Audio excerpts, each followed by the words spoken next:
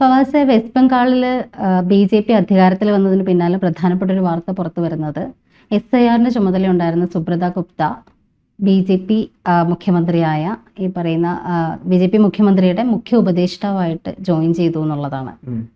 ഈ ഒരു മാറ്റത്തെ അല്ലെങ്കിൽ TVS അല്ലെങ്കിൽ TMC ഇടതുപക്ഷ സർക്കാരുകളുടെയൊക്കെ കാലത്ത് ഒരുപാട് ഭരണപരമായിട്ടുള്ള ഒരുപാട് വലിയ സ്ഥാനങ്ങൾ വഹിച്ചിട്ടുള്ള ആളാണ് സുബ്രത ഗുപ്ത എന്ന് പറയുന്നത്. അപ്പോൾ അതുകൊണ്ട് തന്നെ വെസ്റ്റ് ബംഗാളിൻ്റെ ഒരു പൾസും കാര്യങ്ങളും വളരെ നന്നായിട്ട് അറിയാവുന്ന ഒരു ആൾ കൂടിയാണ്. അപ്പോൾ അദ്ദേഹത്തെ പോലെ ഒരാൾ ഇപ്പോൾ BJP അധികാരത്തിൽ വന്ന ഉടനെ തന്നെ ഇപ്പോൾ തെരഞ്ഞെടുപ്പ് സമയത്ത് ഇപ്പോൾ ഇതിൽ വർക്ക് ചെയ്ത ഒരാളെന്നുള്ള നിലയിലും അതിൽ നിന്ന് വിരമിച്ച ശേഷം ഉടനെ തന്നെ ഇങ്ങനെയൊരു കയറ്റത്തിലേക്ക് വരുമ്പോൾ അതിനെ എങ്ങനെയാണ് നോക്കിക്കാണുന്നത്? ഇതിൽ ഒന്നാമത്തെ കാര്യം എന്ന് പറഞ്ഞു കഴിഞ്ഞാൽ ഇദ്ദേഹം ചെയ്ത പദവിയാണ്. IAS ഓഫീസറാണ്. അതുപോലെ തന്നെ SIRന്റെ ഒബ്സർവേഷൻ, അത് നിരീക്ഷകൻ കമ്മിറ്റിയിൽ പെട്ട ആളാണ്. അവിടുത്തെ കാര്യങ്ങൾ നോക്കി നടത്തേണ്ട ആളാണ്. SIR നമുക്കറിയാം ഏറ്റവും കൂടുതൽ വിവാദം ഉണ്ടായ 2 സ്ഥലങ്ങൾ, ഒന്ന് അസാമാണ്, മറ്റൊന്ന് വെസ്റ്റ് ബംഗാളാണ്. കാരണം നുഴഞ്ഞുകയറ്റക്കാരെന്നുള്ള സമ്പ്രദായ പ്രശ്നങ്ങൾ, റോഹിംഗ്യൻ മുസ്ലിങ്ങളുടെ പ്രശ്നം, ബംഗാൾ മുസ്ലിങ്ങളെ കുടിയേറ്റ പ്രശ്നം, ഒരുപാട് തലത്തിലുള്ള മമതാ ബാനർജിയുടെ നല്ലൊരു വോട്ട് ശതമാനം ഇവരാണെന്നൊക്കെ പറഞ്ഞിട്ടുള്ള ക്യാമ്പയിൻ ഉണ്ടായിരുന്നു. ഏറ്റവും കൂടുതൽ വോട്ട് കട്ട് ചെയ്ത സ്ഥലം, ഏകദേശം 90 ലക്ഷം, 1 കോടിയുടെ അടുത്ത ആൾക്കാരെ വോട്ട് കട്ട് ചെയ്ത് അവിടെയാണ്. കോടതി നേരിട്ടിങ്ങാണ്ട് ഹെയർ ചെയ്യുന്ന പ്രശ്നങ്ങൾ നടക്കുന്നു അവിടെ. അപ്പം ഇതിനൊക്കെ നേതൃത്വം കൊടുത്ത ആളാണ് ഈ പറയപ്പെട്ട സുബ്രത ഗുപ്ത എന്ന് പറയുന്ന ആൾ. അപ്പം നമ്മളിവിടെ നോക്കിക്കണ്ടാലും ഇയാൾ ഈ പറഞ്ഞ പോലെ ഒരു പദവിയിൽ ഇരിക്കുന്ന ആളാണ് പെട്ടെന്ന് ഈ പറഞ്ഞ പോലെ മുഖ്യമന്ത്രിയുടെ ഉപദേഷ്ടാവായി മാറുന്നത്. അപ്പം BJP ഇവരും തമ്മിലൊരു ബന്ധം ഓൾറെഡി ഉണ്ടെന്നതിനർത്ഥം. കാരണം അയാൾ ചെയ്തതിനുള്ള ഒരു എന്താ പറയുക, ഒരു പ്രതിഫലം എന്നുള്ള രീതിയിലാണ് ഈ ഒരു സ്ഥാനക്കയറ്റം BJP കൊടുത്തിട്ടുള്ളത്. നമ്മൾ നോക്കിക്കഴിഞ്ഞാൽ നമുക്ക് കാണാൻ പറ്റും, ഭവാനിപൂരിൽ മമതാ ബാനർജി തോറ്റത് 15,000 വോട്ടിനാണ്. അപ്പം അവിടെ നോക്കിക്കഴിഞ്ഞാൽ ഏകദേശം 50,000 വോട്ടാണ് അവിടുന്ന് BJP അല്ല, ഈ പറഞ്ഞ പോലെ ഇലക്ഷൻ കമ്മീഷൻ കട്ട് ചെയ്തിട്ടുള്ളത്. ഇലക്ഷൻ കമ്മീഷൻ്റെ ആളാണ് ഈ പറഞ്ഞ പോലെ ഈ സുബ്രത ഗുപ്ത എന്ന് പറഞ്ഞ ആൾ. അപ്പം ഏകദേശം 50,000-ഓളം വോട്ടാണ് അവിടുന്ന് കട്ട് ചെയ്തിട്ടുള്ളത്. അങ്ങനെ ഭവാനിപൂരിൽ മമതാ ബാനർജി തോൽക്കും ചെയ്തു. നമ്മൾ വേറൊരു കാര്യം നോക്കേണ്ടത് വെച്ചാൽ BJPയും അതേപോലെ തൃണമൂൽ കോൺഗ്രസും തമ്മിലുള്ള വോട്ട് ഷെയർ ആണ്. വലിയ വോട്ട് ഷെയർ വ്യത്യാസമൊന്നുമില്ല, ഏകദേശം 4% അടുത്തുള്ള വ്യത്യാസമേ ഉള്ളൂ. പിന്നെ ഇത് BJP ഇന്നോ ഇന്നലെ തുടങ്ങിയ പരിപാടിയൊന്നുമല്ല. നമ്മൾ നോക്കിക്കഴിഞ്ഞാൽ പല സുപ്രീം കോടതി ജഡ്ജിമാർ പോലും ഇതേ സമ്പ്രദായം ചെയ്തിട്ടുണ്ട്. കുറച്ച് ഉദാഹരണങ്ങൾ നോക്കുകയാണെന്നുണ്ടെങ്കിൽ നമുക്ക് ജസ്റ്റിസ് രഞ്ജൻ ഗൊഗോയ് എന്ന് പറഞ്ഞൊരു സുപ്രീം കോടതി ജഡ്ജി ഉണ്ടായിരുന്നു. 46ാമത് ഇന്ത്യയുടെ ചീഫ് ജസ്റ്റിസ് ആയിരുന്നു ഇദ്ദേഹം. 2019 നവംബറിൽ ഇയാൾ വിരമിക്കുന്നു. ഇയാൾ പ്രധാനപ്പെട്ട കുറച്ച് കേസുകളൊക്കെ എടുത്തത്, ഒന്ന് ഈ പറഞ്ഞ പോലെ റഫേലിൻ്റെ കേസ് ഉണ്ടായിരുന്നു, അതുപോലെ തന്നെ രാമജന്മഭൂമിയുമായി ബന്ധപ്പെട്ട കേസുകളൊക്കെ ഇദ്ദേഹമായിരുന്നു ഇതിന് ഹിയറിംഗ് നടത്തിയതും അതുപോലെ ഉത്തരവിട്ടതൊക്കെ. അപ്പം ഈ ഒരു ഹിയറിംഗ് ഒക്കെ കേട്ടതിന് ശേഷം 2019 ഇദ്ദേഹം സ്ഥാനം കഴിഞ്ഞ് ഉടനെ BJPയിലോട്ട് ചേരുന്നു. 1 മാസം പോലും ആയിട്ടില്ല. സുപ്രീം കോടതി ജഡ്ജി വിരമിച്ച് 1 മാസം കഴിയുന്നതിന് മുമ്പേ BJPയിൽ ചേരുന്നു, നേരെ രാജ്യസഭ അംഗമാകുന്നു, രാജ്യസഭ നോമിനേറ്റ് ചെയ്ത് BJP ജയിപ്പിച്ചു വിടുന്നു.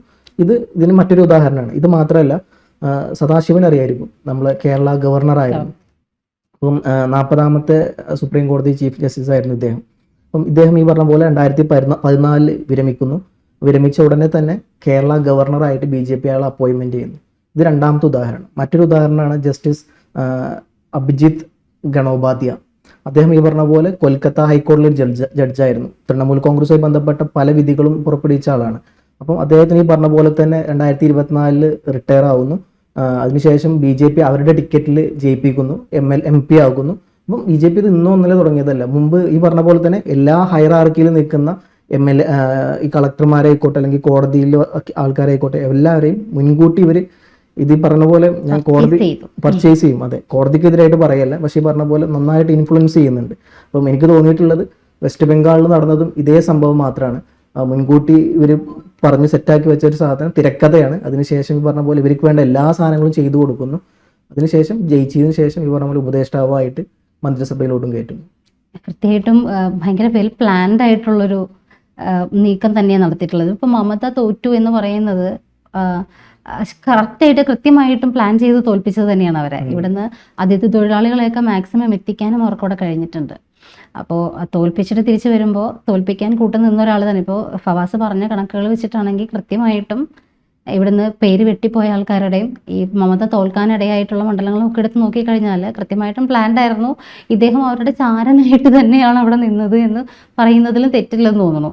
ഇപ്പോൾ ഇത് കഴിഞ്ഞ ഉടനെ തന്നെ ഇതേ പൊസിഷനിലിരുന്ന ഒരാളെ പിടിച്ചിട്ട് മുഖ്യമന്ത്രിയുടെ മുഖ്യ ഉപദേഷ്ടാവാകാന്ന് പറയുമ്പോൾ ഇത് കഴിഞ്ഞിറങ്ങി ഉടനെ ആകുമ്പോഴത്തേനും അത് ക്ലിയർ ആയിട്ട് മനസ്സിലാവണം, ആൾക്കാരോട് പറഞ്ഞു വെക്കുകയാണ് ശരിക്കും ചെയ്യുന്നത്. അപ്പോൾ അവർക്ക് ഇപ്പൊ മമതയെ തോപ്പിച്ചു എന്നുള്ളതിനപ്പുറത്തേക്ക് BJPയുടെ ഒരു ശക്തി പ്രഭാവം കാണിക്കുന്നതായിരിക്കാം മേ ബി. ഇപ്പോൾ കേരളത്തിലാണെങ്കിൽ പോലും BJP എന്ന് പറയുന്ന ഒരു പാർട്ടി ഇറക്കുന്ന പോലെ ഫണ്ട് ഇറക്കി തെരഞ്ഞെടുപ്പിനെ നേരിടുന്ന വേറൊരു പാർട്ടി ഉണ്ടോ എന്നുള്ളത് അറിയില്ല. പക്ഷെ അത്രത്തോളം ഇലക്ഷൻ ഫണ്ടിങ്ങും കാര്യങ്ങളും അവരുടെ സ്റ്റാർ കാൻഡിഡേറ്റ്സിനെയാണ് കൂടുതലും അവർ കേരളത്തിലെ കാര്യം എടുത്താൽ പോലും എടുക്കുന്നത്. ഇപ്പോൾ പുറത്തേക്ക് മെയിൻ ഹൈറാർക്കിയിലുള്ളവരെയൊക്കെ പർച്ചേസ് ചെയ്യുന്നത് പോലെ തന്നെ എപ്പോഴും ഒരു സെലിബ്രിറ്റി, ഒരു സ്റ്റാർഡം ലെവൽ കീപ്പ് ചെയ്തിട്ടുള്ള ഒരു പോക്കും കൃത്യമായ പ്ലാനിങ്ങോട് കൂടിയിട്ട് തന്നെയാണ് പോകുന്നത്. എന്തായാലും ഈ പറയുന്ന പോലെ ജഡ്ജിമാരെ പോലും പർച്ചേസ് ചെയ്യാൻ കഴിവുള്ളവർക്ക് പക്ഷെ ഈ ഒരു ടൈം ഗ്യാപ്പ് കൊടുക്കാണ്ടിരുന്നത് എന്തുകൊണ്ടും ജനങ്ങളോട്, അതെ. പക്ഷെ ഈ ഡൗട്ട് തോന്നിയാൽ ആരാ ചോദിക്കാനുള്ളത്? ആരും ചോദിക്കാനും ഇല്ല, പറയാനും ഇല്ല. എന്തായാലും ഈ ഒരു വിഷയം ഈ പറഞ്ഞതുപോലെ തന്നെ കൃത്യമായിട്ടും വെൽ പ്ലാൻഡ് ആയിട്ട് അവരുടെ ആളായി നിന്നുകൊണ്ട് തന്നെ ഇപ്പോൾ ഈ ഇലക്ഷന് BJP അധികാരത്തിൽ എത്തിക്കാനായിട്ട് വലിയൊരു ചാരപ്പണി ചെയ്തതിൻ്റെ പ്രതിഫലമാണ് ഇപ്പോൾ ഈ പറയുന്ന ഗുപ്തയ്ക്ക് കിട്ടിയതെന്ന് തന്നെ ഉറപ്പിക്കാം നമുക്ക്. ഇത് മാത്രമല്ല, ഇപ്പോൾ പർച്ചേസിങ്ങിൻ്റെ കാര്യം നോക്കുകയാണെന്നുണ്ടെങ്കിൽ ഈ പറഞ്ഞ പോലെ മറ്റേ എന്താ പറയുക, ജഡ്ജിമാരെ മാത്രമല്ല, അല്ലെങ്കിൽ IAS ഓഫീസേഴ്സിന് മാത്രമല്ല, പല ആൾക്കാരെയും ഇപ്പോൾ നമ്മൾ നോക്കുകയാണെന്നുണ്ടെങ്കിൽ നിലവിലെ വെസ്റ്റ് ബംഗാളിലെ മുഖ്യമന്ത്രി സുവേന്ദു അധികാരി ഈ പറഞ്ഞ പോലെ തൃണമൂലിൽ നിന്ന് പർച്ചേസ് ചെയ്തതാണ്. BJP അഹോരാത്രം എതിരെ പറഞ്ഞിട്ടുള്ള ഒരാളാണ്. മമതാ ബാനർജിയേക്കാൾ കൂടുതൽ അറ്റാക്ക് ചെയ്തിട്ടുള്ള ഒരാളാണ് ഈ പറഞ്ഞ പോലെ ഇദ്ദേഹം. കാരണം വൺ ഓഫ് ദ ഫൗണ്ടറാണ് ഈ പാർട്ടിയുടെ. ആ നേതാവിനെയാണ് പിന്നീട് ഒരു കേസിൽ പെടുത്തുന്നു, BJP ഇങ്ങോട്ട് കൊണ്ടുവരുന്നു. ആ കേസ് ഇപ്പോൾ അടുത്താണ് അവരുടെ യൂട്യൂബിൽ നിന്ന് ആ സാധനം ഡിലീറ്റ് ചെയ്ത് കളഞ്ഞത്. സുവേന്ദു അധികാരിക്കെതിരെയുള്ള പറഞ്ഞ കാര്യങ്ങളെല്ലാം യൂട്യൂബിൽ നിന്ന് അവർ ഡിലീറ്റ് ഇപ്പോൾ എടുത്താണ് സോഷ്യൽ മീഡിയയിൽ നിന്നൊക്കെ. ഇത് മാത്രമല്ല, നമ്മൾ നോക്കുകയാണെങ്കിൽ തൊട്ടപ്പുറത്തുള്ള അസമിലെ ഹിമന്ത ബിശ്വ ശർമ്മ കോൺഗ്രസിന്റെ ഏറ്റവും വലിയ നേതാവായിരുന്നു. കോൺഗ്രസിന്റെ അവിടുത്തെ എല്ലാമായിരുന്നു അത്. ഈ പറഞ്ഞ പോലെ അവിടുന്ന് പർച്ചേസ് ചെയ്യുന്ന അവിടുത്തെ മുഖ്യമന്ത്രിയായി കൊണ്ടുവരുന്നു. അപ്പം എവിടെയൊക്കെ BJP വളർന്നിട്ടുണ്ടോ അത് ഈ പറഞ്ഞ പോലെ പർച്ചേസിംഗ് ആണ്. MLA-മാരടക്കം ഇപ്പോൾ ശരത് പവാറിന്റെ പാർട്ടി വിഭജിക്കുന്നു, ശിവസേന വിഭജിക്കുന്നു, അതുപോലെ എന്താ പറയുക ലാലു പ്രസാദ് യാദവ് ഏറെക്കുറെ ഒരവസ്ഥയിലാണ് നിൽക്കുന്നത്. ബിജു ജനതാദൾ, ഇപ്പം ഒഡീസയിൽ നവീൻ പട്നായക്, ഇവരുടെയൊക്കെ എന്താ പറയുക, ഇവരെല്ലാം ഫേസ് ചെയ്ത സെയിം സാധനം തന്നെ. MLA-മാരെ അടർത്തിയെടുക്കുന്നു, പർച്ചേസ് ചെയ്ത് വാങ്ങുന്നു, എന്നിട്ട് ആ ഭരണമായി മുമ്പോട്ട് പോകുന്നു എന്നുള്ളൊരു സ്ട്രാറ്റജിയാണുള്ളത്.